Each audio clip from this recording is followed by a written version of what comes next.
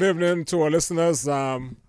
Welcome to a late start, but tonight we are back after our celebration of Carnival. We are now in the Lenten season, and we're on tonight with officers from the fire and ambulance services, and we have before us the chief of fire, or the chief fire officer, sorry, and then we have two other officers who are going to introduce themselves in a while. As you are aware of, the fire and ambulance services provide very important services to the nation, and the role that they play is not only restricted to the suppression of fire, but it speaks to a number of very vital services. It speaks to fire service response insofar as it relates to emergency and rescue, ambulance and emergency medical response, care and transportation, and training within the fire service itself.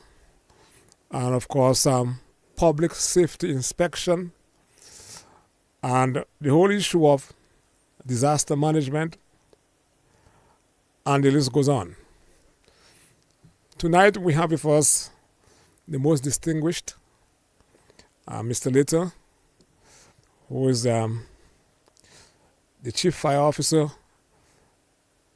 and of course we have Mr. Defoe, and I'm not sure what is the name of this very young but very talented individual. But I'm going to leave that up to them to introduce themselves to you. And welcome to all our listeners to the number one radio station, DBS Radio. Next week, God's willing, we'll be looking at a very important topic, and the new economy in light of the international airport development in itself. And we're going to have a well-renowned and very resourceful individual to actually share some light on the whole issue of the new economy that will emerge once the international airport is up and running.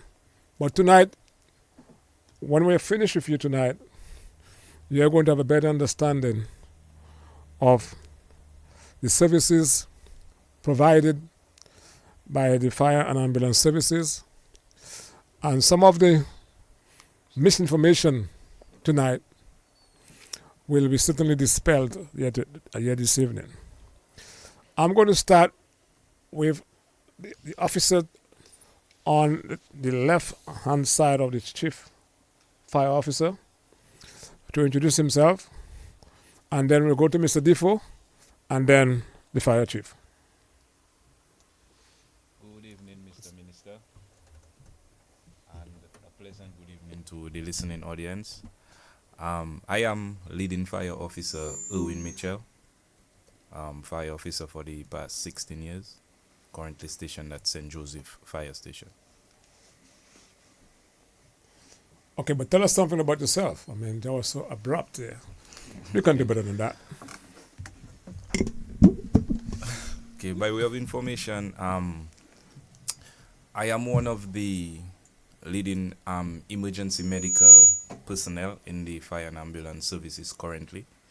One of the highest certified, which is emergency medical technician, EMT. But that's a big term, a big expression.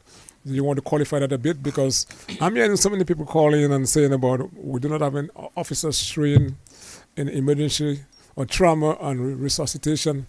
But I'm hearing a big expression here tonight.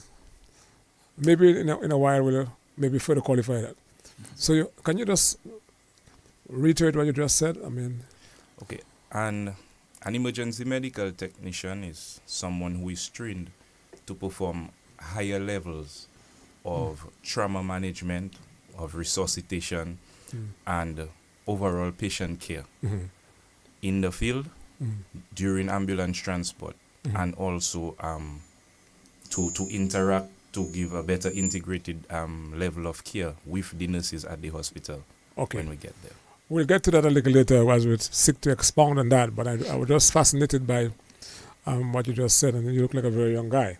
Now, and then let us go across to Mr. How long you have been in the fire service, you said? 16 years. 16 years, okay, all right. Mr. Defoe. Yes, good evening to the viewers and listeners of DBS Radio. I want to say a special thanks to you, Honorable Rayburn Blackmoore, for having us there today as we try to... You don't have to say all that, because you're a Kenfield man. As we try to educate the public about certain mishaps that is going on. I am Station Officer Grenfell Defoe, and I'm responsible for the Roseau, Cassibus and Lapland district. I've been in the fire service for 23 years and trained in various fields, did my junior leadership training in St. Lucia, my hazardous material training in St. Kitts. I also did the station manager course with the Barbados Fire Training School and my aerodrome in the UK. Do you want to say what that is? That is dealing with the airport, so specialize on the airport side. We have the domestic side, which we deal with houses, and then when we speak of the aircraft and so on, we're speaking of aerodrome section. So you have training specifically in that field. How long was that course for? I think back in 2009. 2009. Where you did that? In the UK. Okay, United Kingdom. Okay, Yeah. Okay, great. Fire Chief, you're no stranger to the public, but the mic is yours. Yes, good evening to everybody who are viewing DBS Radio at this time and everybody who are listening. And my name is Wayne Later. I'm the Chief Fire Officer for the Commonwealth of Dominica. And earlier this year, we heard about my appointment, which took effect January 1st, 2026. So I'm happy to be here as usual to give information about the fire and ambulance services and to get Dominicans to be ensured that we are there to protect them. We are there to ensure that they live in peace and safety all through. So thank you very much again for listening to us tonight. Well, I'm fascinated by the fact that every time you speak in the recent past, you make a reference to the fact that you have been appointed. I think you're already immensely pleased about that, isn't that so? Yes, well, persons have been asking, and persons are saying, yes, I wasn't. And some persons literally say, you were not appointed all the time. No. So my appointment took effect January 1st, 2026 as Chief Fire Officer. But I must say that you're a good guy, a very good worker, very serious in your field. I can recall, you used to be the training officer, isn't it? I can recall coming to a training program, a graduation. Yes. When I heard you addressed graduating class, what did I say to you? You said that's a future chief. Okay, but I can recall that clearly. Yeah. Now, okay, let's get down to the fundamentals here tonight. Let us start by looking at the very rudimentary stuff. How would you characterize the role of the fire services? And I think that it's only fair to start with your chief. Yes. And I will start by asking persons to ask themselves the question, because something that always guides persons' belief is what they think of an organization. And it's been years we have been hearing about fire officers are just there to play dominoes and do this and do that. But except the fact is the fire department is responsible for a lot more, and we do a lot more than persons believe. So we are responsible for search and rescue on the island. So everything about search and rescue, the fire service is the organization to go. Also that of safety. The fire service is responsible for safety. And we are talking about fire safety within the homes, within the public sector, places of assembly. So fire service is responsible for that. Fire service also has the role of doing fire suppression whenever there is a fire emergency, rescue of personnel, and also the ambulance. So the ambulance operation is that of the Commonwealth of Dominica Fire and Ambulance Services as per the laws of Dominica. We could have other ambulance entities operating and they would need their license to operate, but the fire and ambulance services represent the state in that area. And early on you speak about inspection of buildings. So under our fire safety management system, the fire and ambulance services are responsible for ensuring that all public buildings are safe for users, for occupiers. So we are responsible for that. So in a nutshell, the fire and ambulance service role is wide. And as we speak of that, we could talk about our representative on NIPO, and persons who know about the NIPO organization. And fire service is a member of various subcommittees on the NIPO. And the fire service is actually one of those subcommittees, but we have other subcommittees that we are part of. So the fire and ambulance service has a wide wing. We spread it and we do it. Yes? Okay, when you say NIPO, what do you mean though? NIPO, the National Emergency Operating Center. So we part of that, the planning organization. Yeah. The NIPO planning organization, we are part of that, and we bring our ideas onto how the state should be in preparing for disasters and managing disasters. So fire service has a lot of input at the NIPO. Okay. While you're talking about the whole issue of fire, and let us speak specifically and with you, Chief, as it relates to the suppression of fire, and which could be responding to structural fire, or landfill, and vehicle traffic. Just name it. And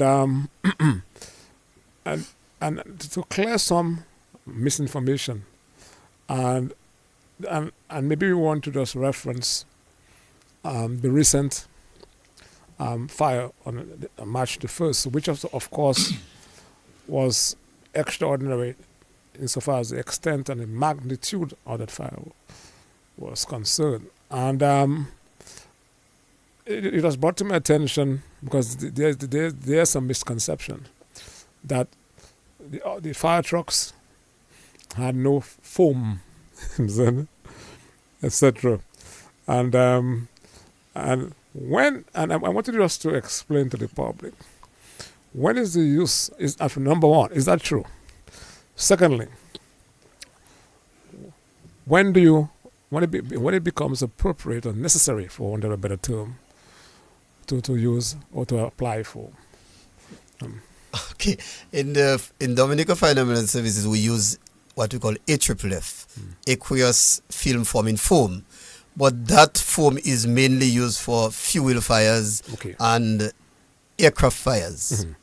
So if you go to the airport, the trucks carry a large amount of foam and also dry powder. Mm-hmm. But on our structural firefighting, we basically use AFFF and other foams for vehicle fires. Okay. And that is if the fuel is already spilling over.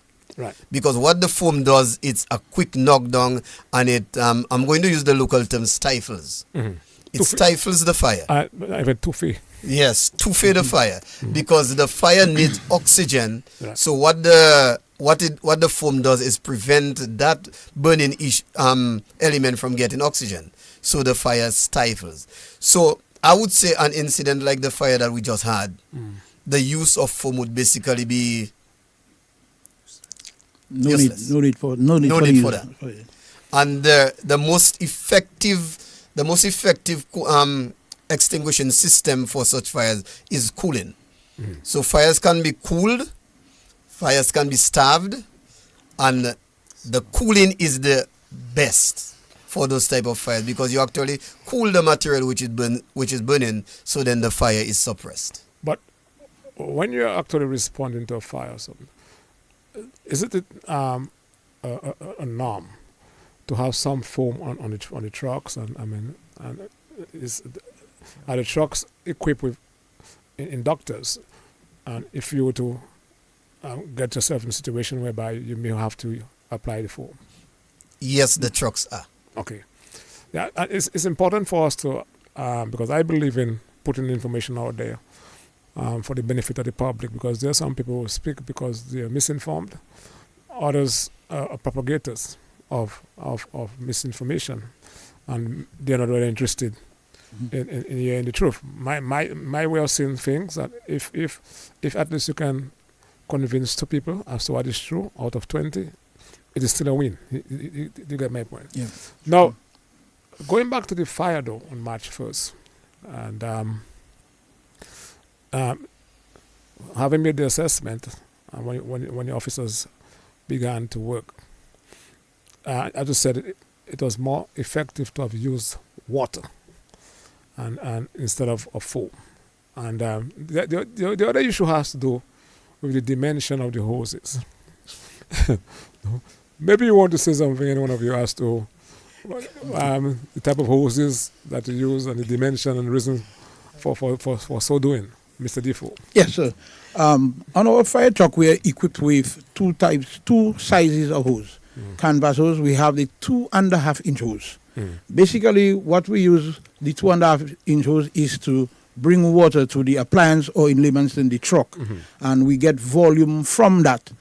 And for our initial attack, we use the 1.5-inch hose, where we get more pressure, so we can disperse water further and so on. Now, a misconception with the public is that they see a lot of water coming from either underneath or above the truck, like we would have seen on the March 1st fire. And that basically is joy to the fire officers. It simply means that we are receiving more than we are delivering. So if needs be, we can increase on our delivery flow. When you come to a scene and you do not see, basically the flow is the overflow to protect the tank, to protect the appliance. If you do not see that water spurting out, it means we are not receiving enough water. And for the March 1st fire, on all 3 stations, we were receiving adequate and even too much water to combat that fire. So it is always a joy, a plus for us. So you say, when I came on the scene, and I maybe one of the appliances was for St. Joseph, from St. Joseph, right? And I saw water coming from the top. So you're saying that's a joy for you? That's the overflow. Yes. Overflow. That's a joy for you. That's a joy for us.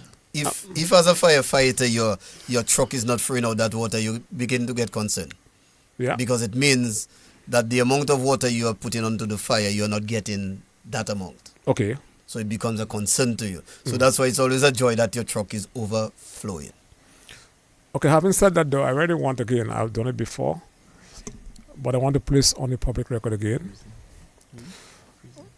my commendation to you, Chief. I mean, you got that, and you're on leave until the 16th of March. But that notwithstanding, you came to this fire scene later in the morning, but you made yourself available. But I really want to commend you. And the deputy was there from day one, and I want to commend him for that. And the officers who showed up, and I was particularly pleased and impressed by the 3 ladies I saw there, doing the thing. I mean, well, and in the most professional and efficient manner. And I really want to commend you guys for the manner in which you responded, and you were there within 2 to 3 minutes, and I think that is exceptional. And just going back to the scene, upon arrival, and before you start to apply the fire or to make your assessment, what do you have to make sure is in place before you start doing attempting to extinguish the fire or to manage the fire? Okay, so from the initial call, initial get-go, we received that call, and we're en route to the scene. We have different numbers. We have the number 1 man, which is the person going to do the initial attack, fire attack. We have the number 2 man, which is the driver. We have the number 3 who supports number 1. And then we have the number 4. So from the time we leave the station ground, number 4 man, his responsibility is to ensure that he identifies and locate the nearest hydrant. Okay? And then from the time when we arrive on the scene, The officer will do a scene size up, and fire service, we do not have time in terms of the decision making. We have to make the decision, take a decision at the spur of the moment. Mm-hmm. So we cannot sit back and think what we should do. We have to take a decision.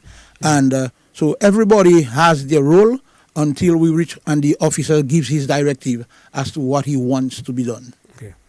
Now, when you arrive, in terms in the area where you went at the time, as you responded, what were the initial challenges that the officers were confronted with?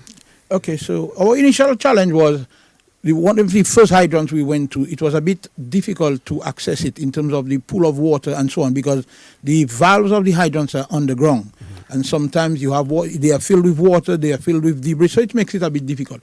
But we had to use our initiative, and one of the qualities of a fire officer is to adapt to whatever situation you encounter. So we went to the next nearest hydrant that was by the bank area, and then we started getting water, receiving water from that to our appliance, and then we could actually do our firefighting.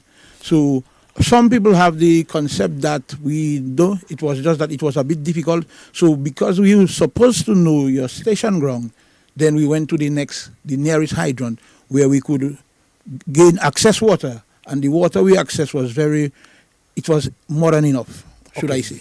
In terms of the electrical lines. Yes. And I was going to say one of the other challenges that we had was that of the electrical lines. Mm-hmm. Because at the time we arrived at the scene, the fire was already in free burning phase. That would be an advanced phase, and at least 3 houses were already caught up. So all the electrical lines near that fire were down. Mm. And we had a lot of sparking and so on the ground, so we could not access because of the electrical lines. So at that time now, the procedures whenever we get a structural fire call is to notify DOMLEC. So DOMLEC comes to isolate the electricity, but there's not one time I could remember that DOMLEC has arrived on the scene before us. Okay. So in most cases, we have to wait until they come to isolate. So once they came to isolate, then we could access. And even while saying that, we always have to ensure that our safety comes first. Mm-hmm. And working around the electrical lines, it's very, very dangerous. Mm-hmm. So you may figure out that we are not advancing, but really and truly, we have made a survey of what is going on. We have seen the hazard, and then we have to work within it until DOMLEC come and isolate the current, and then we can fully go into the building. You make a very important point. The whole issue about water is a serious conductor. Yes. And then, yes. and you're talking about the worst thing you want to see happen is you strike an electrical line of a fire jet. officer or two, go to the great beyond as a result of that. So your safety is also paramount. Yes. No, yes. but that notwithstanding, I mean, I was on the scene. I saw, and the elements that you had to deal with also the wind. I mean, the wind was very high, and the level of migration that was taking place.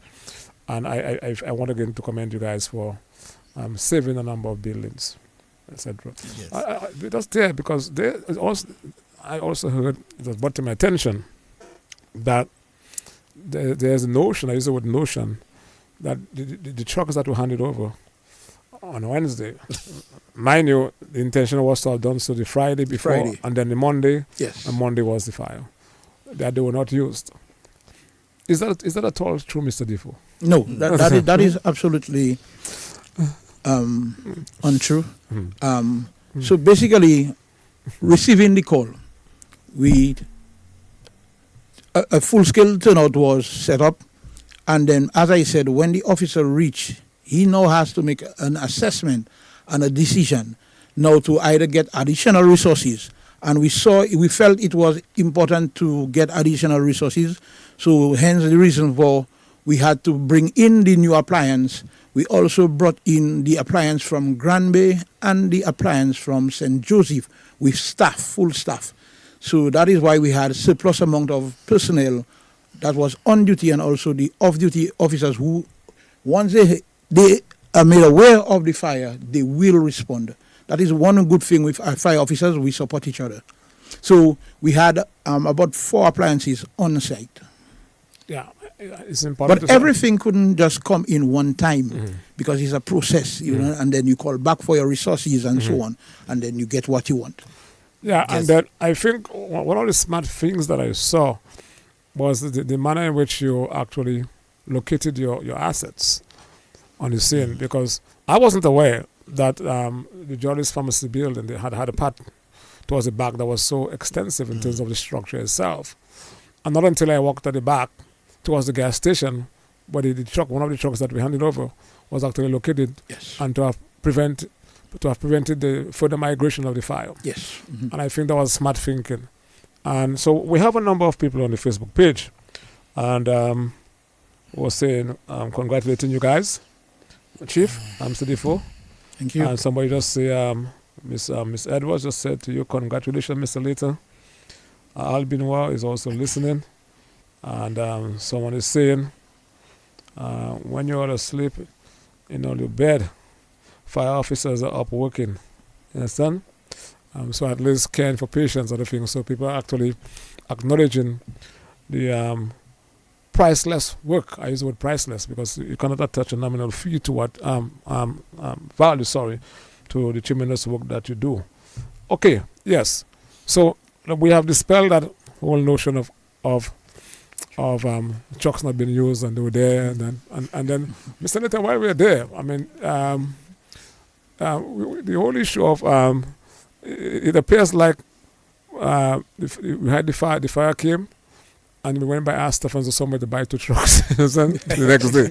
But I mean, don't laugh. And that is how it's sung sometimes. Now, in terms of our plan, your plan, in terms of a short term, immediate term, short term, and long term, in terms of the fire appliances are concerned, because they're not simply trucks. Now, on Wednesday we handed over 2. These trucks are specifically designed for city firefighting. Now, one person said that the trucks are smaller, etc. Now, they're smaller in size, but in terms of efficiency and speed, what do you have to say about the 2 trucks that you received yesterday? If we look at the Volvo compared to the Mercedes Attego, the Volvo is a bulkier truck. It is bigger. It has a 5830 engine, and the Attego had a 1445 engine. So the engine on these 2 trucks that we got are bigger than that of the Mercedes Attego. Okay. It is bulkier. What the Mercedes Attego has a tank water capacity of 600 gallons of water. This one has a capacity of 400 gallons of water. This one carries one has a Lincoln ladder, which is a 45-foot ladder, and I'll go back now to the tactic that was used at the March 1st fire. The Volvo was placed at the back. One of the main reasons, they needed an extension ladder to climb up to the office, the Jolly's office building, and that truck had this ladder on it. So if persons came in the morning, they would have seen this tall ladder. So this truck had this ladder on it. So it was a tactical move to use it in that area rather than the next area. Now, those trucks are bulkier, they are faster, they are more powerful, More stable. they are more stable. And the advantage of the Attego is that it was built to our specification, and it is 4-wheel drive. And you made a point a while ago, long-term, short-term. To order a fire truck, what the suppliers will ask is that you give them the specification, you pay, and they give you a period of up to 12 to 14 months for the construction of those trucks. Okay, I'm happy to say that because as we speak, we have one being manufactured. Yes. And you're talking about almost $1.5 million. Yes. And then so it's not like there's a plan, and of course the expectation was to have gotten a truck in April based on the schedule that you gave me. Yes. But I was informed a couple of days ago, maybe it might be a month that later. there's a delayed, right. Now, and so I think it's important to mention that so we're looking forward to get this additional truck in the next month or two, to further strengthen your capabilities, especially in the Rosa area and St. Joseph. Yes, And of course, so it is under construction in the UK, and once construction is ended, now there's the pathway we call the commissioning. yes. So then the testing and commissioning will take place after the completion. Now, one of the things that is part of the arrangement is that our engineers from here would go up to the UK, look at those trucks, go through all the testing period, because they must test it before it is delivered. So they will go through all that and all the mechanical issues of the trucks, go through that with our engineers here. So that is expected to come through. And I'm happy, based on talk that I had with the suppliers, that even what they explain is that there will be a delay. And the main reason for the delay is not, I wouldn't put fault, but one of the things that we requested, Mr. Minister, was for the Mercedes truck. And we asked that a modification be made on the Mercedes truck just for us. And it has to do with the pneumatic system of the truck. Because generally, on the Mercedes Attego, the pneumatic system, the servicing part of it, it is hidden when the firefighting kit is placed on the truck. So then they had to ask Mercedes to actually do a modification to that truck. So there was a little delay in getting that trailer ahead. Okay. But everything is going on point right now, and it is good. But these trucks are manufactured from scratch, as we want it. Yeah. Yes. Okay, and then is there a training component with the two trucks that were handed over on Wednesday? Is there a team coming from? Yes. For next week there'll be an island. The team from the UK will be arriving on the 13th, which is next week Friday, and they'll be departing on the 18th. Okay, so fine. during that time, they will meet up with us and do the necessary training and so on with the trucks. Okay. In terms of the truck, Mr. Minister, Yes. we are pleased to inform the public that Portsmouth have received the truck. The fire officers are doing driving exercise and also training on it, familiarizing themselves with the operation of the truck. So they are very much pleased with that new truck. Okay. Let us go now to the whole issue. I think, and then just to say, Fire Chief, we may want to speak about some of the other long-term solutions that we have, and talking about the construction of a new fire station. Fire and ambulance station in Granby to house 16 officers. And of course, we're looking at the construction of a building to house the fire and ambulance services in Lapley. Do you want to speak to those two issues there? Okay, yes. So Granby is on course. They are now at the finishing stage. We're doing plastering, and I saw they are doing some painting also, priming. So we are on course for that. We are expecting possibly in the next 5 to 6 months that everything will be completed with the Granby station. This is after the Melville Hall, the Douglas Charles Airport station. This will be the second largest station we have on the island. So as you said earlier, it is designed to house 16 persons per shift with offices and dormitories for station officers and supervisors, and we can even accommodate female. We didn't have a female accommodation facility before, so we will be accommodating females at that station. So we are very happy that it is on point, and we are expecting that to be completed soon, most likely during the course of 2026. The Laplin station, my last visit to the site was yesterday, and I am pleased to say that I'm not excited, but I'm happy because excavation has started. They are doing site preparation at this moment, so putting all the infrastructure in place so the contractors could commence construction of that station. So we are indeed pleased for that. Let me publicly say thank you very much to the United States government for sponsoring that, to the government of Dominica. Thank you. Okay, so and the reason why it's important to mention that, or those two stations that have already started almost at the rendering stage, and then the lapland. One of the criticisms that we have heard is the whole issue of the government not being proactive. You know what I'm saying? Now, building this fire station in Granby, as I said, it will be second largest after the Medvin Hall. Bearing in mind, of course, we have seen the construction of a number of new homes in the expansion of the village of Granby, and of course, we have the people of Pitty now in Bellevue. There's a need for additional fire services in the various forms. And so I'm elated by that fact.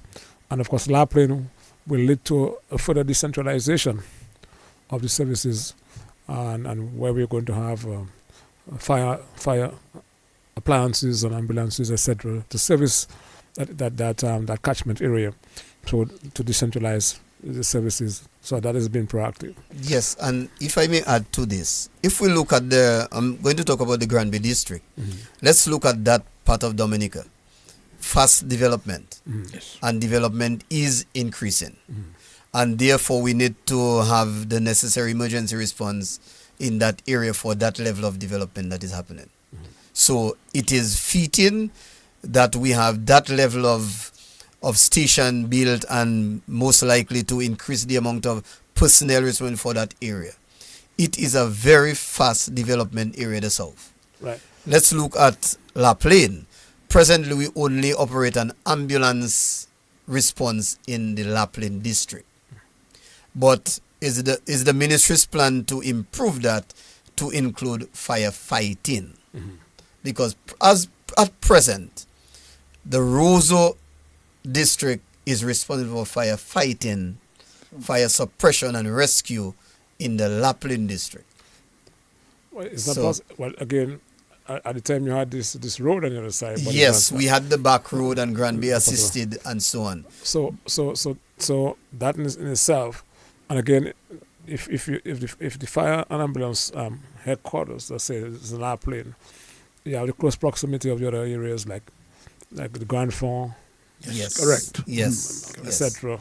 And so that in itself speaks to the futuristic thinking. Yes. And, okay. Yes. So before we leave that on the whole issue of fire suppression, now we have the international airport, and central to the airport is your fire, your ambulance services.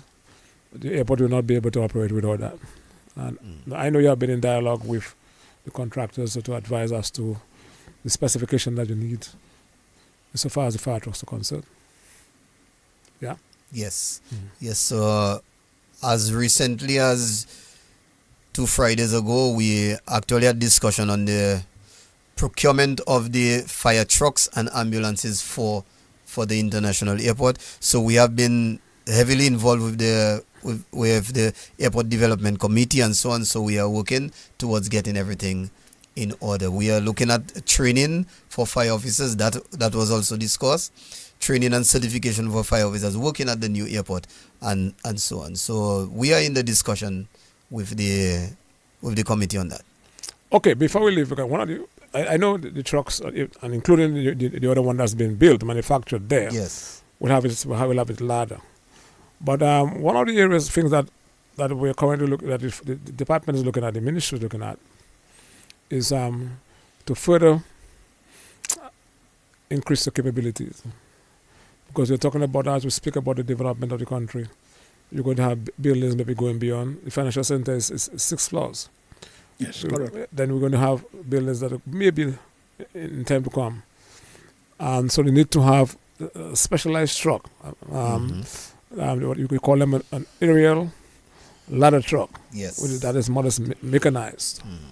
And we're looking at that. So do you want to speak to that also, what that will further do in terms of augmenting your capabilities? Yes, that would certainly be a great asset to the fire and ambulance services, because what the aerial ladder truck does is it allows us the opportunity to be able to do rescues and firefighting on Elevation. buildings which are at a high elevation. So here we have, for example, the financial center.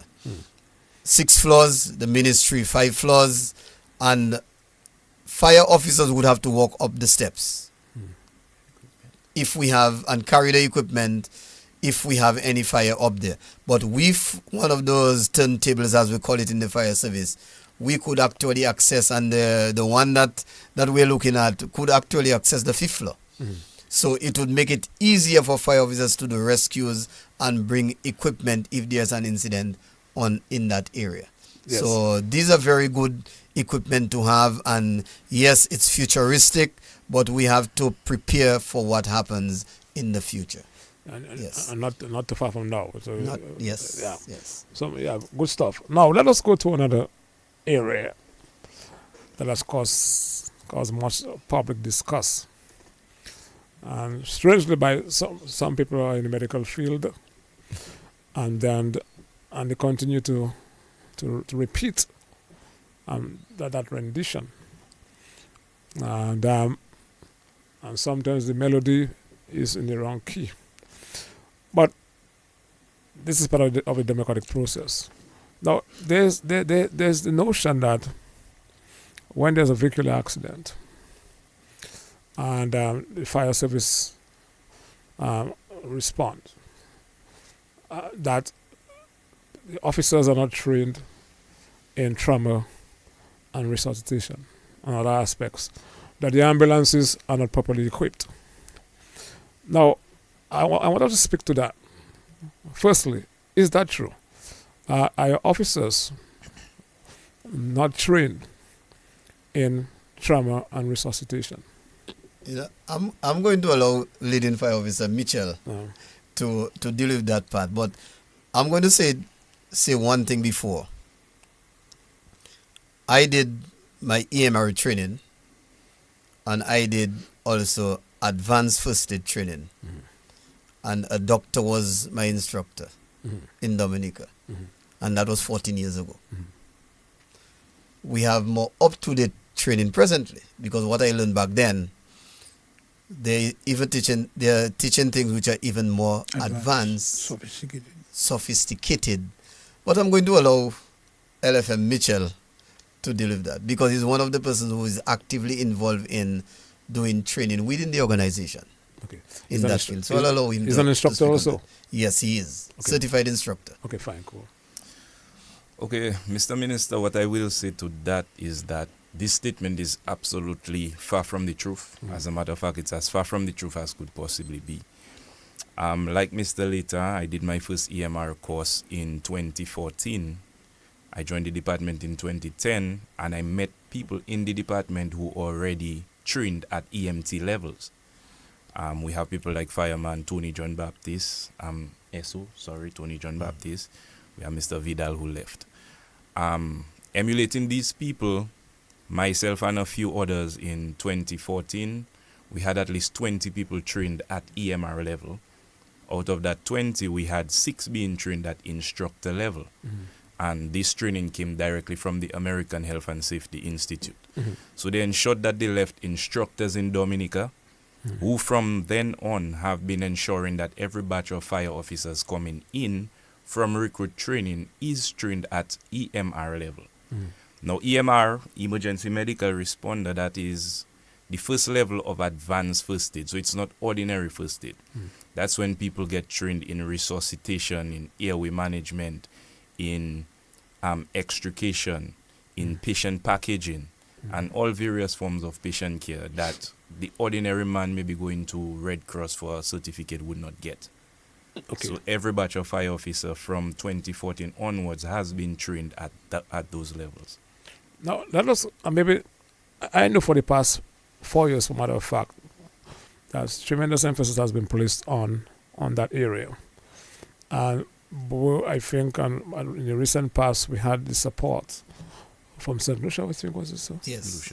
And do you want to reference that too? I don't know. The St. Lucia Fire Service has been very instrumental in ensuring that every aspect of training, not only in medical, but with great emphasis on medical, that they have going on, that they extend the branch to Dominica. Also, through the St. Lucia Fire Service, we were introduced to an NGO called GEMS, Global Emergency Medical Strengthening, which is headed by Dr. Joachim Unger from Germany.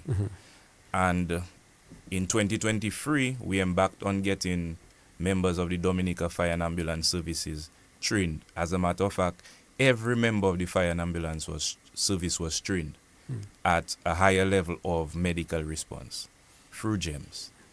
Aside from GEMS, we have also been receiving high-level training from St. Lucia and through the TVET office in St. Lucia, which is the Institution for Technical Vocational Education and Training. This is a globally recognized entity for certifying from everywhere from medical response to carpentry skills. Their field is broad, and they are one of the certifying bodies for emergency medical technicians, for paramedics, and different levels of medical response. So we have greatly benefited from that over the past few years. And I will add that through this program we were able to have 24 fire officers trained as instructors for trauma and resuscitation. So you said you have 24 instructors. 24 persons trained as instructors in trauma and resuscitation. And then after that was done, so the program went from 2023 to 2025. Now, So- now, are you involved in training people beyond, not that you have instructors, are you involved in training people beyond the fire and ambulance services? Oh, And yes. and why those people are you training? Yes, our community outreach is wide. And we work with Israel, with Office of Disaster Management. We work with those organizations, with councils, and we do it with schools. So we take those training now into those areas to the public. And we do that all the time. And let me say here, it's the government of Dominica. So for the schools and the NGOs and the churches, those training are always free of charge, because the government of Dominica that is training the people in response. So we do that. We work with ODM on the program that they have, the disaster management program, where we do first aid, CPR training, control bleeding. We do that for the public. Okay. Now the next level now. And as we move and we graduate into the whole issue of paramedics. And the intention, I know that there's an officer who has been accepted, fire chief, to pursue that course, and we're looking at ensuring that we provide similar training in that area, specifically in paramedics to fire officers, to go beyond that. That will actually cause you to be able to maybe Higher level training. break the skin Yes, when you go, yes. etc. So Yeah. Yeah. I'm going to allow him to speak Yeah. on that, because we were speaking about that early on, Yes. and the levels that you can move up, because it's progressing. Yeah. Yes. So I'll allow LFM Mitchell to speak Yes, on, yes. on that. Yeah. Progressing to the levels above, first aid would be the most basic form of treatment in the field. Then you would have the EMR level, which is emergency medical responder. From there, you would progress to the emergency medical technician basic, which is EMTB. Then you would have EMTA, which is emergency medical technician advanced. At that level, you can begin to assist patients with various medication. You can be able to do simple skin breaking procedures such as checking blood sugar, RBS, and stuff like that. And then the final level, which would be paramedic. The paramedic course would require anywhere from 6 months, depending on the level of course, or 24 months. But if you were looking to pursue a degree as a paramedic, it would take you a total of 3 years to complete a course like that for a degree, right? We have various levels of training all the way up to EMT, so which means we have first aid, we have EMR, we have EMT. What we would like the public to understand is there is something called a scope of practice. At every scope, there is what you can and cannot do. This goes hand in hand with the legislation of the country that you live in. So a lot of people may look at what they see in Guadeloupe and they may come back and compare it with Dominica, and they may say, well, in Guadeloupe, on the ambulance, they will put IVs, they will this, they will that. But the levels of legislation that govern a country would determine what the responders on the ambulance can or cannot do. Yes. And medical response also comes with a lot of legal aspects. So breaching your scope of practice, you the responder or the person responsible for the responder can face legal action. implications. So Okay. this is where we have to be careful. And sometimes you have nurses accompanying you on the ambulances too. Yes. Most times. Yes. Okay. That's Yes, good. and one of the things I've said on the media and at meetings, there's a lot of things that the fire officer can do, but we do not do it. But whenever the chance come and we get to do it with the nurse, we can assist them easily. Yeah. Or the doctor we could assist because we know how to do it. But we cannot break skin like he said early on. So what we can do is now support somebody who is breaking the skin. So if the nurse is putting on an IV or the doctor is putting on an IV, we assist because we know what to do. Yeah. But on our own, we could not do that. Yeah. Yes? Okay. Okay, good stuff. Now, the other issue that we want to address here tonight is the whole issue as to what the ambulances have. We hear that no oxygen, where there's no monitoring equipment. Who want to speak to that? We've seen so many videos and heard so many. Every ambulance is equipped. As a matter of fact, an ambulance does not leave our yard if there is not oxygen on the ambulance. Oxygen is the drug that anybody can administer at any level once you're trained. Oxygen is one of the most important life-saving drugs, and I can assure the general public that every ambulance has oxygen. If you look into the ambulance, you may not see certain things because the ambulance has compartments. There is a seat. If you lift up the platform for the seat, everything the fire officer needs to operate is in that platform. The ordinary man just looking through the window will not see that. Then again, we're living in 2026. Back in the 80s and 90s, when an ambulance would have a lot of big knobs and buttons and big bulky devices. Right now, everything is small, it's compact. So it's just like your cell phone, Mr. Minister. You can use it to perform various functions. Most of the equipment that are being manufactured now, they can perform various functions. So where you would need 6 different devices, right now you could have one small device that could give you all the necessary readings to monitor vitals, Name one. to check. For example, the ordinary automated blood pressure monitor. It can give you your breath rate, it can give you your heart rate. So that's 2 functions in one. The ordinary pulse oximeter, some of them give you an ECG, an electrocardiograph. They give you blood oxygen levels, they give you pulse reading. So you have various equipment. We know what we have and we are trained to use them. But And also we are... Honorable Minister, let me just... the last equipment he talk, it simply goes on your finger. So we put it on the finger and we get the measurements. Yes. What are you able to measure though? You could measure, well, the most important thing that you need to measure when assessing a patient are their vital signs. These are what are going to give you an indication of what's going on inside of the patient right now. So for example, their breath rate, their pulse rate, which is the measure of their heart, right? Their skin temperature, which will give you an idea of circulation. The basic stuff that the nurses would monitor. So when we bring that patient to the hospital, instead that the nurses would have to start from scratch, no.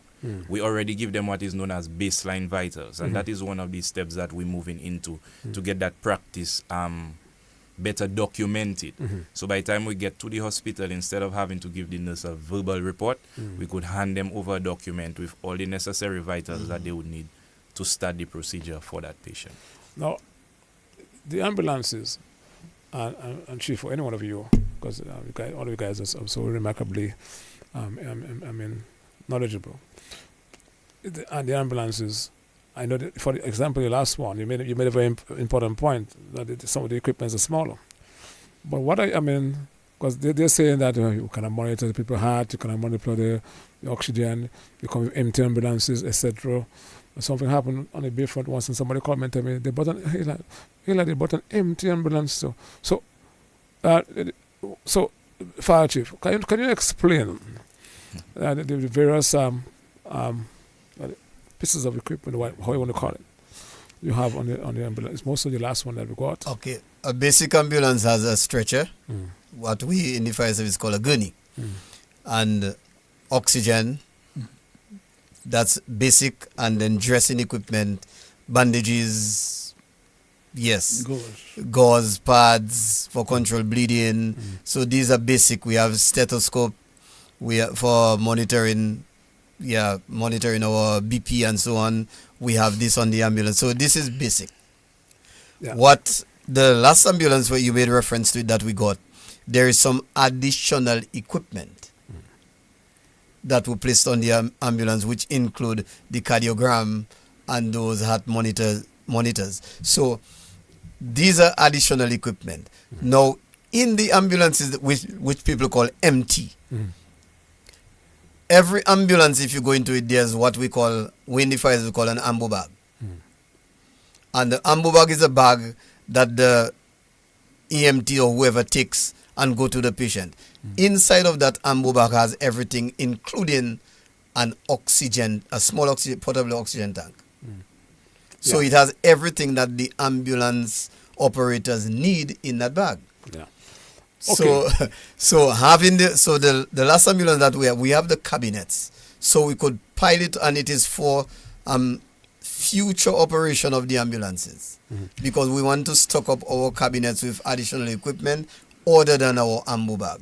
So when the EMTs go out at a scene, they take the ambo bag, go to the patient, and there would be still equipment in the ambulance that they can use, and you can simply turn over.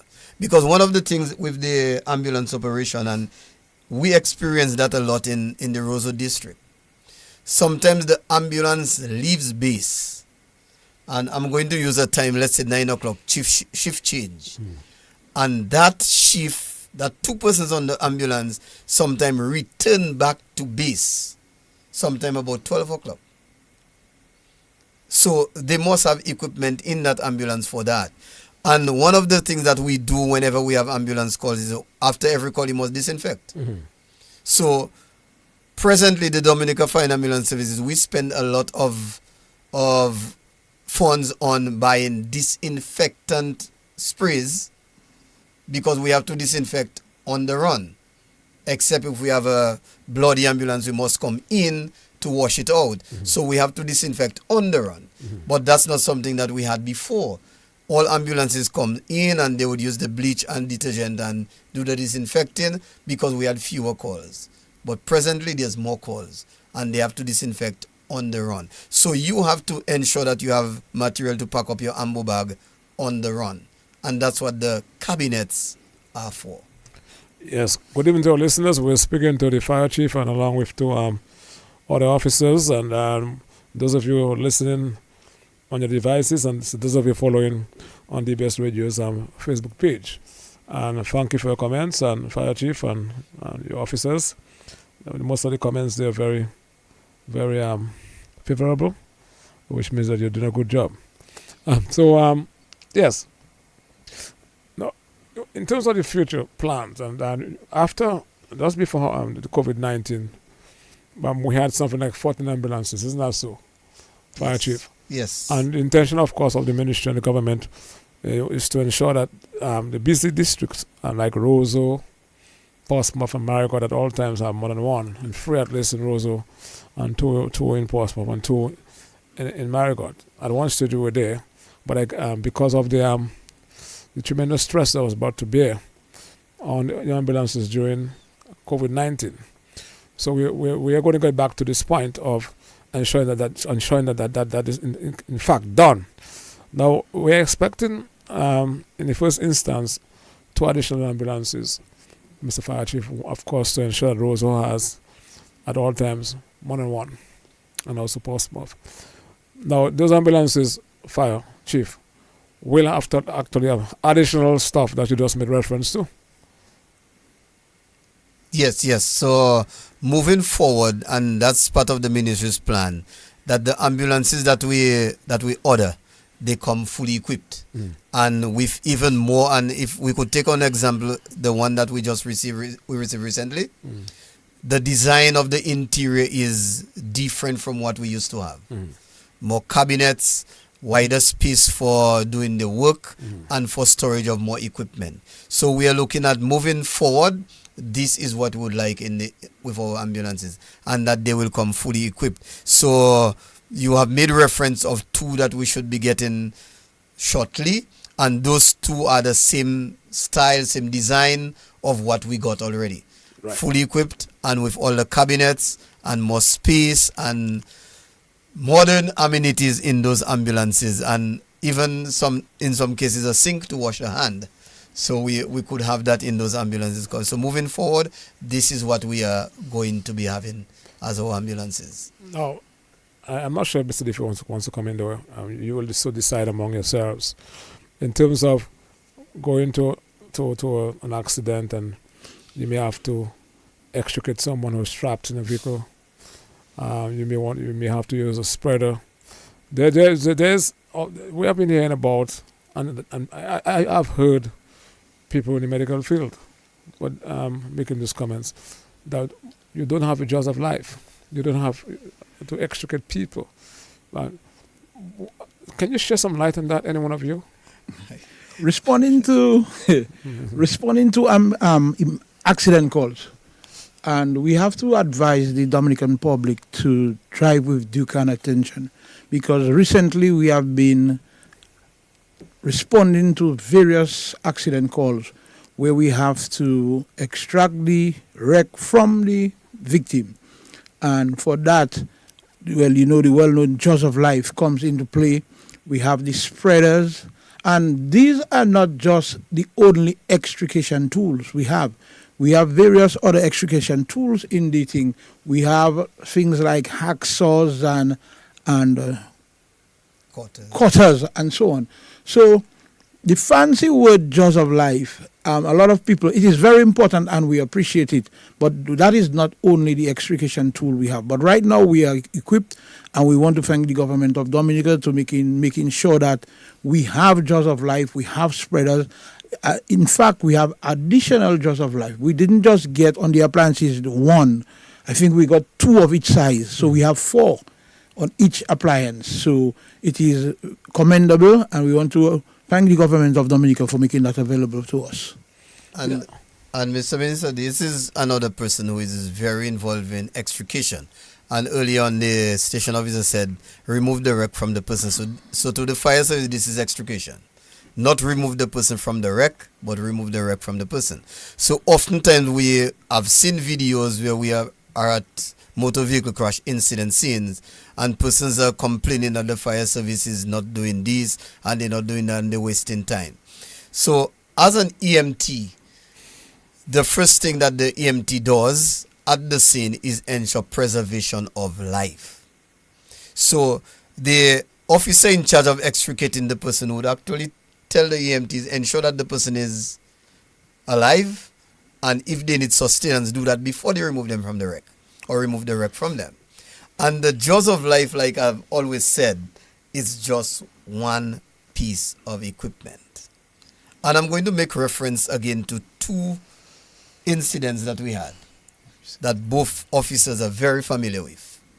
One was a concrete mixer truck which overturned at Kenfield East. There was jaws of life, there was RAM, there was everything else. I feel that truck may be still there before the new housing scheme, isn't that so? Yes, it's up in that area, and they were right. So it turned over, and there was jaws of life, there was hacksaw, there was everything else. And only piece of equipment that was used was what we call the angle grinder, the small disc cutter, battery operated. And that is the piece of equipment that could be used. So by the time the fire officers used that, cut off, I remember that day the person who was trapped, he flew out of the vehicle immediately. His shoe stayed behind. That is the only thing that could fit. I'm going to use the last motor vehicle crash incident under the cliff. When I spoke to the officer who was at the scene, he said, I'm going to use his exact term. He said, if you had handed me a jaws of life and a bottle of water, Chief, I would take the bottle of water from you and leave the jaws of life. Because at that scene, he had no use for the jaws of life. and they literally had to cut the front of the vehicle to pull it off, and they used that, and he said they did that in quick time, less than 10 minutes, by using the disc cutter, heavy power disc cutter, and they had quickly did the cut and pull off the front from the person. Now, as I made reference to the disc cutter, now within my mind now, going to a particular traffic scene, accident, scene, and you have a situation whereby a vehicle overturned or you have a collision, and then you may have some fuel or gasoline spilling, and then using the cutter or something may cause sparks, and that in itself can cause fire. How do you make a judgment as to what tool to use to extricate someone in an event where you go to an accident and you have gasoline over the place, etc.? One of the things we do Synthesizer is what is known as a synthesizer. Mm-hmm. It goes back to the question you asked earlier as to when you get to a fire scene, what are your first considerations? Mm-hmm. When you get to the scene of a motor vehicle accident, what are your considerations? Mm-hmm. What is there to harm you? What is there to harm the patient? What is there to harm the general public? What hazards are present? Mm-hmm. So during the time that the public is saying that you all are taking too much time, the fire officer is calculating everything that the public is not aware of before beginning operation. Mm-hmm. You see fuel is present, then automatically we will not use this tool because it tends to spit sparks. So we would have to resort to something else. Something else might be a tool which is slower, or it might just be a tool which is safer because it does not produce those sparks, which is where having spreaders, having the jaws of life, having different tools like that, having options of various tools you can use for extrication is better. But it all begins with a synthesizer. And I just want to stress on one point that a lot of people tend to overlook. I mentioned the safety of the patient, the safety of your team, the safety of the public is very important. And we see it happening a lot more frequently now at the scenes of motor vehicular accident, where the public does not give the fire officers room to work. And to further compound the situation, those within the impacted area, they tend to hurl a lot of slurs and threats and insulting things at the fire officers, which you are really not helping the process. The fire officer is trying to calculate how he's going to extricate somebody who is injured, and what you are doing is throwing him off his game. What you are doing within the system there is that you may become a hazard, you may become hurt, right? And I just want to throw that out there for the general public. Those of you who are doing that, yes, somebody is injured, yes, you might know the person, it might be your relative, but by doing that, you are compounding the situation and making it more dangerous instead of assisting the person. It's best to step back from the scene and let the professionals work. But even when sorry, I'm very much struck by your eloquence and the ease in which by which you you articulate, and I think that orders well for the fire department. Young folks like you, so enlightened. Yes, Mr. Defoe. But even when we respond into accident call, Minister, you will always find we respond both with the ambulance and the appliance. Because if plan A doesn't work, we always come up with a plan B. And for the scenario which you use, where you may have a fuel spillage, we have the appliance there, we can wash out the fuel before we start operation. So there are many things, blankets, we carry blankets to cover in case we have particles of glass, cover the patient to protect them and so on. So there's a lot of things that goes into the planning and the response. It's not just what the public see. It goes way beyond that. And let me just add, I'm going back to the same Canefield motor vehicle crash incident. And it was unique. And when I spoke to the officer, he said in his scene size up, he saw 3 people. 1, 2, 3. 2, he said, and he said something that only fire officers understood. I could say, yeah, he said black. And fire officers knew what he was talking about. So then he said, number 3, meaning they're going to pay attention to the 3rd victim in the incident. And he said He said when he told one officer, fuel imminent. And immediately the officer run a delivery and they waited. And he said imminent because they were going to use the disc cutter which makes sparks. So they covered the victim and the sparks. He said he recognized a 5-gallon fuel container in one of the vehicles which was ruptured. No, And it was gasoline. Now, when you leave that topic in a while, we're going to come back to the whole issue of fuel and gasoline, etc., and how they're concealed and stored.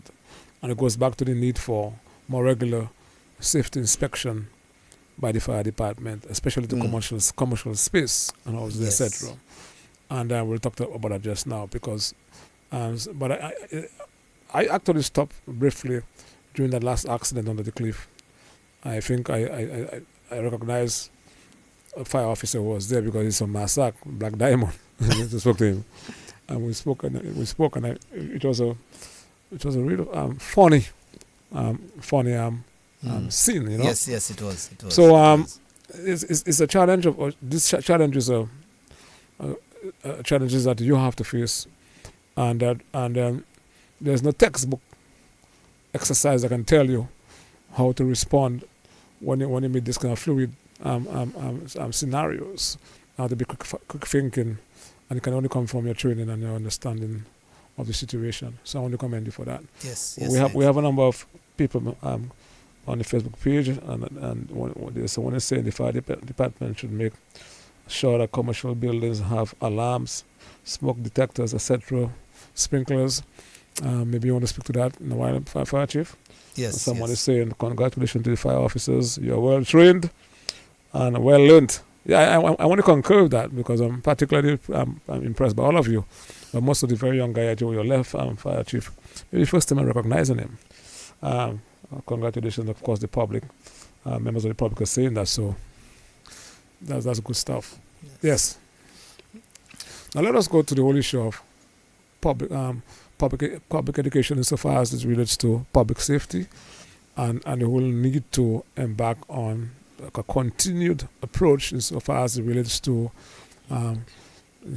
inspection of buildings for ensure that there is compliance.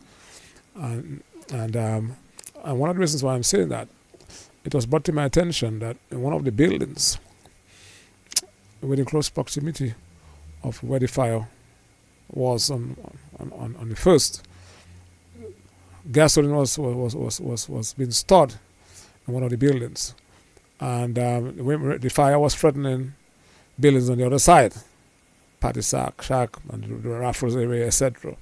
And one of these buildings had gasoline.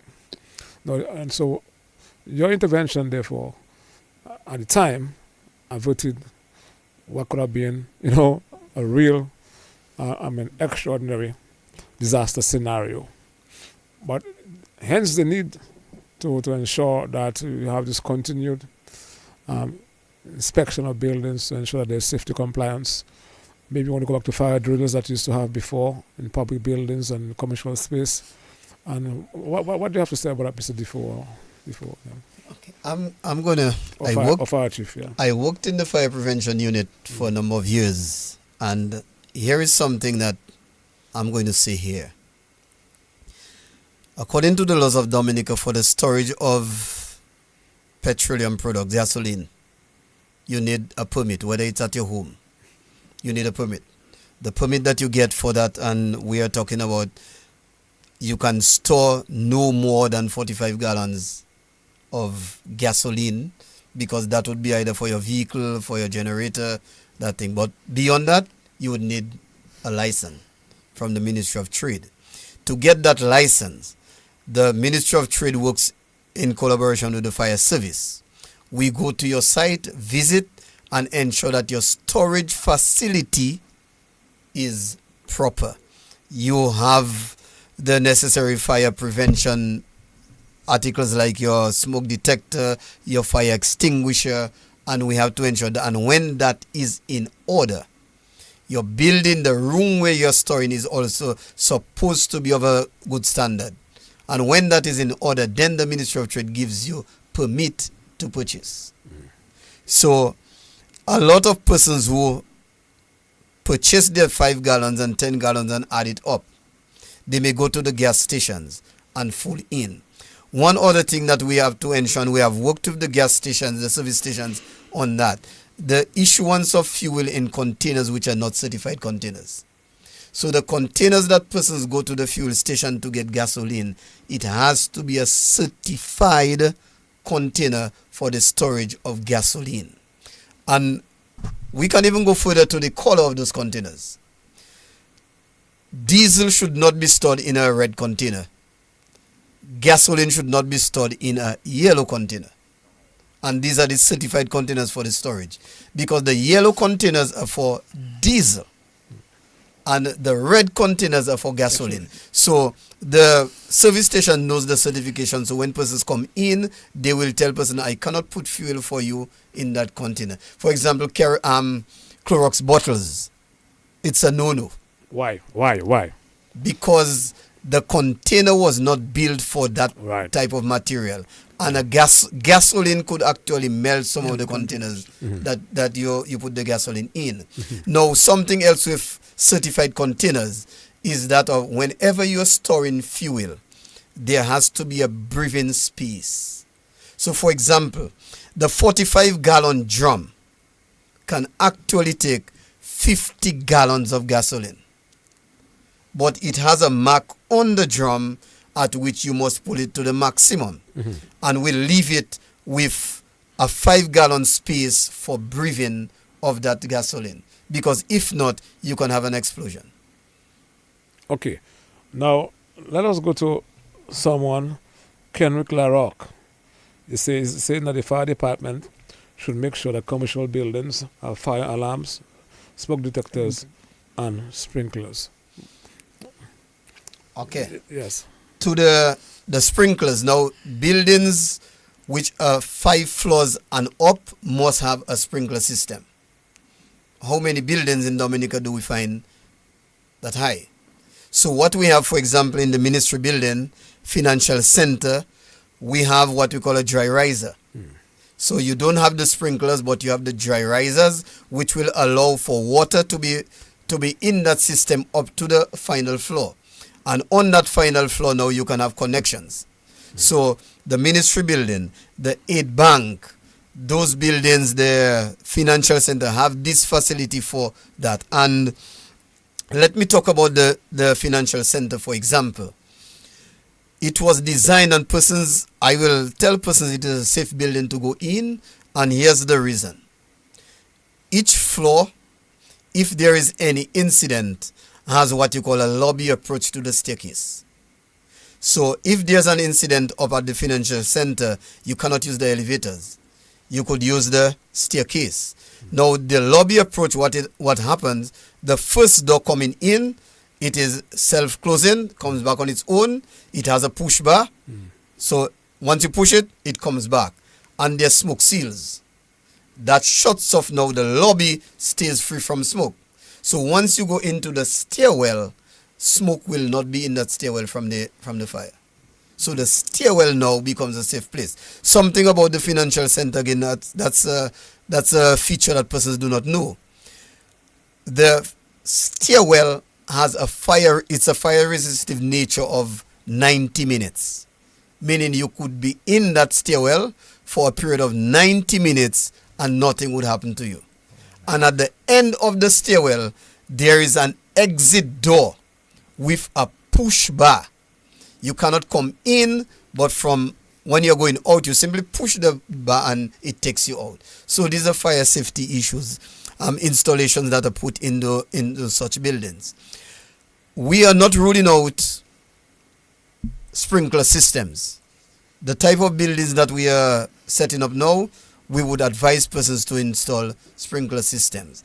Now, all buildings designed to accommodate the public, for them to be occupied, they must get what you call a fire safety compliance certificate from the fire service. So we work with the physical planning on that. Now you get an occupancy certificate from the physical planning, meaning you can now occupy that building after it is completed. And what I would want to encourage persons is to go through all the procedures. If you do not know, you could ask the people at physical planning, they'll advise you. Yeah, but how, after you've gotten the compliance certification, so to speak, especially buildings or the public,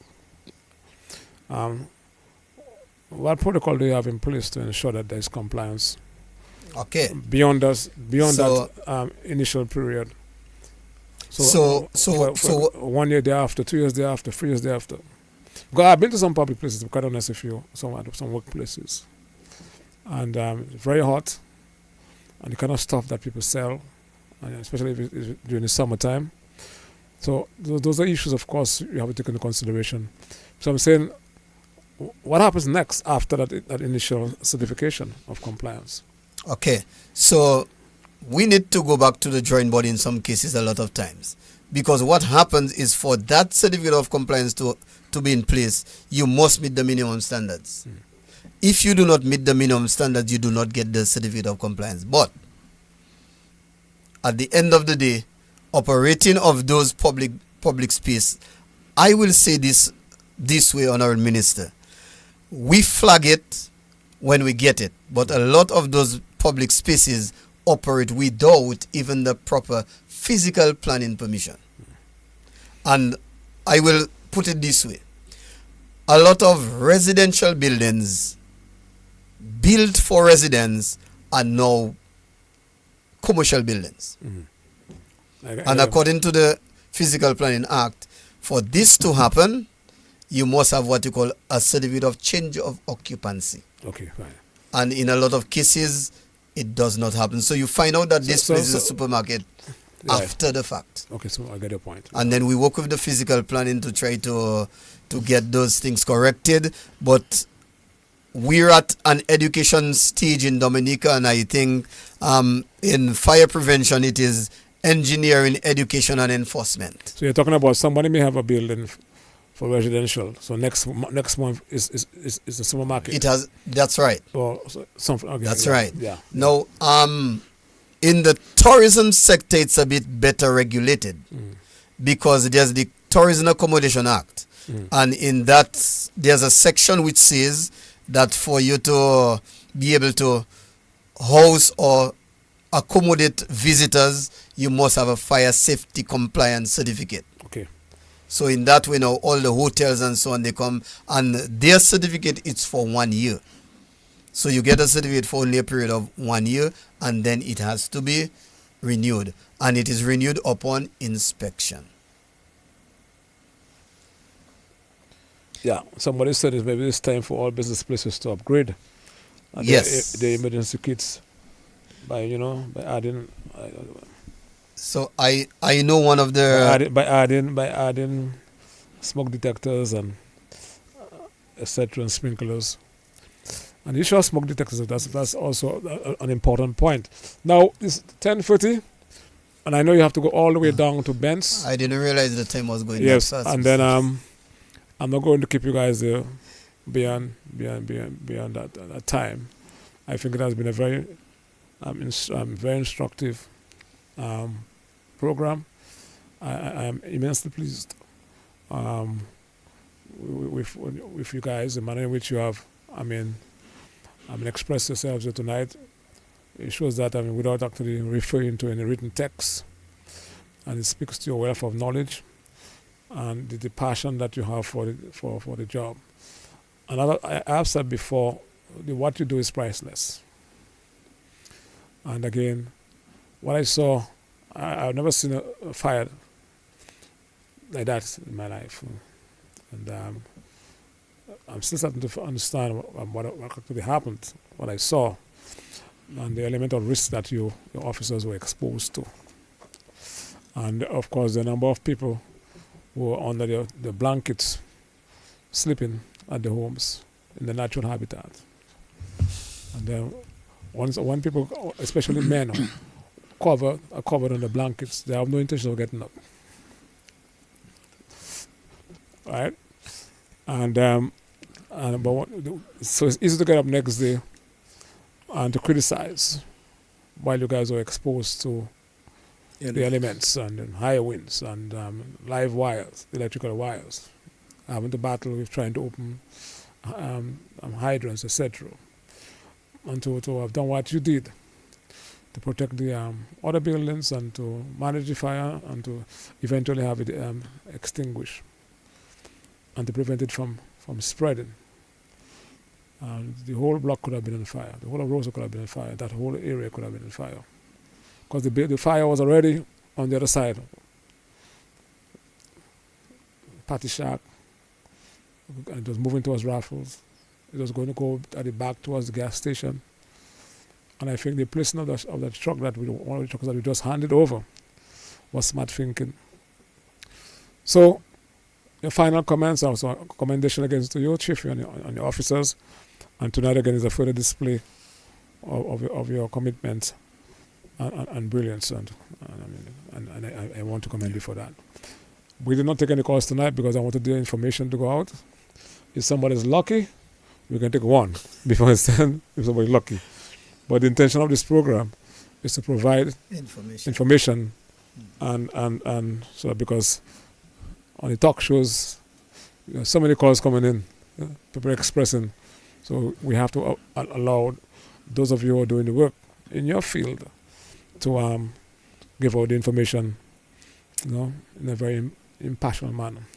Next week, God's willing, we'll be having another program. At that time, we'll be looking at the new economy that will certainly emerge in light of the international airport, which will be actually commissioned not too far from now. And that will be a historic moment for all of us. Your final comments, if you want to make a call, it's 448-3284. And you have maybe 1 minute so to do. Yes, let's start with any one of you want to go first. Yeah. So, Mr. Minister, we really want to thank you for having us here today. It was a very informative program, and we're happy to disseminate that kind of critical information and to remove all doubts from the general public. We also want to take that time, I also want to take this time to thank the people that assisted us greatly on the March 1st fire. The assistance was greatly appreciated.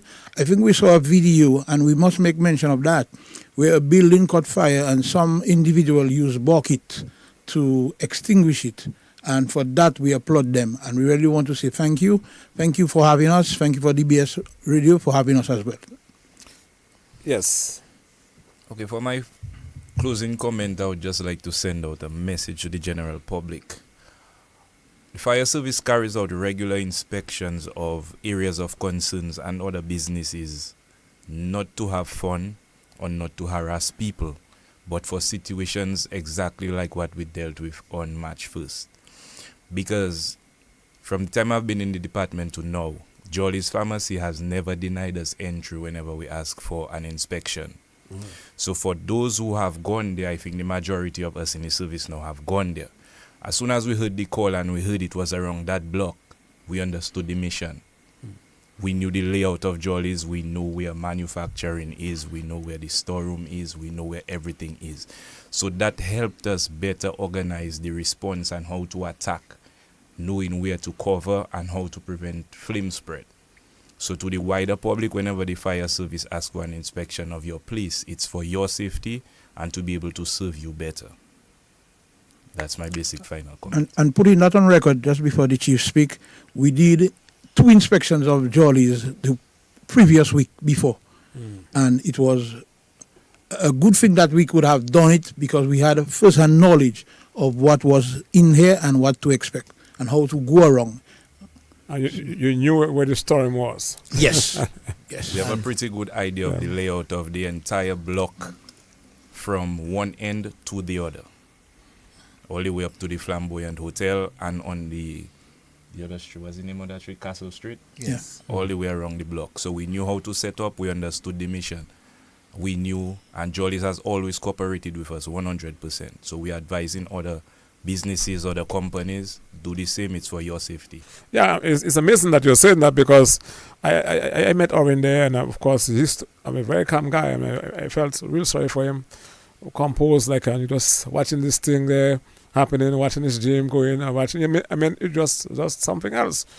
And it's because I don't know how you guys did it because you guys were actually in the fire itself. But all my clothes was just pure smoke. Yeah. So I got to get rid of that.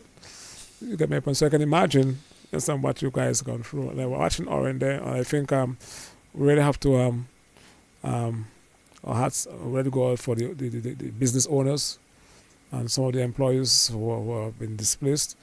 But in particular, Jolly, the family of Jollies, and for matter of fact, from what I've been informed, is that they simply redeployed all their employees. Nobody was sent home, and I think that is just amazing. Yeah. And that level of charity, and so in time like this, we need each other. Yes, Fire Chief. Yes, well, I'm going to close by saying thank you very much to particularly fire officers who have been working tirelessly and supporting the organization as much as possible. Please continue doing that.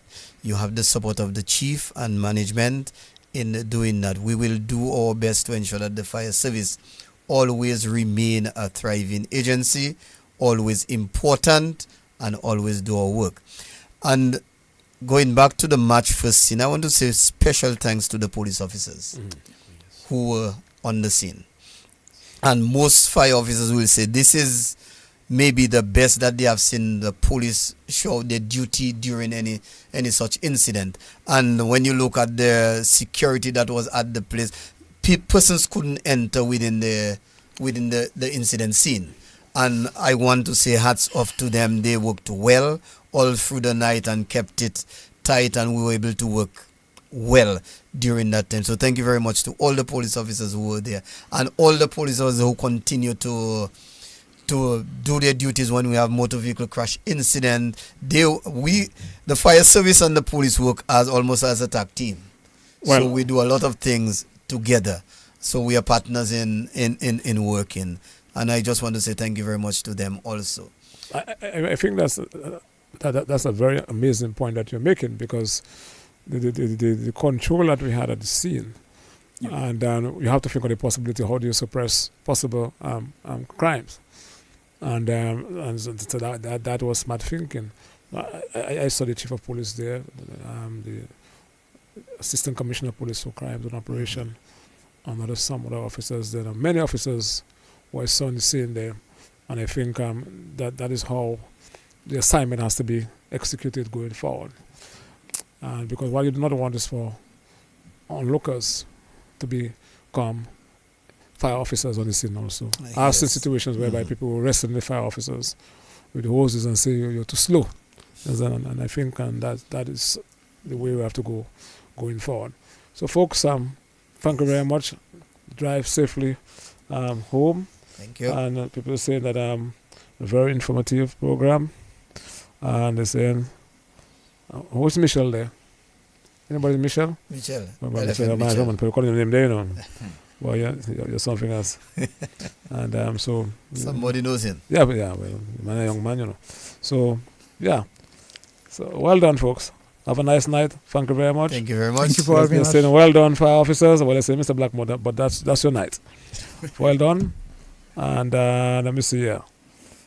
And somebody said talking about they need to have constant drills, fire drills, especially in public buildings like the financial center, ministry, or maybe the hospital, different areas. You know what I'm saying? Yes. Yeah. Yes. Have a nice night, folks, and God bless you guys. Thank you very Drive much. safely. And blessings to everyone. Blessings to you too. Yes. Yes, sir. One love.